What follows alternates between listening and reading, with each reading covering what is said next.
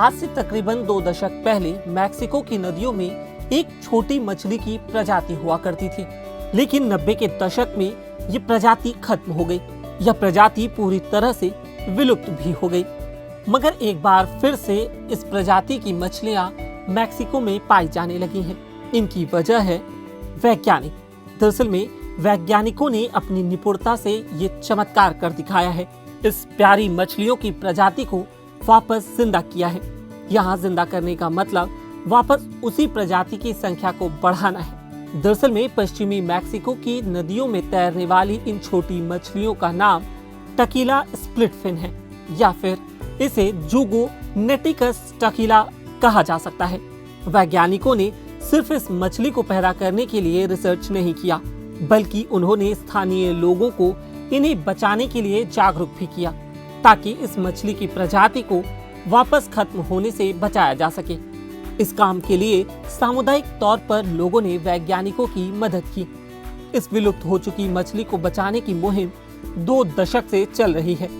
ये बात शुरू होती है मैक्सिको के टकीला ज्वालामुखी के पास स्थित ट्यूचिटलॉन कस्बे से।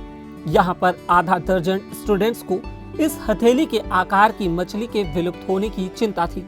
यह स्थानीय जलाशयों, नदियों से गायब होती जा रही थी।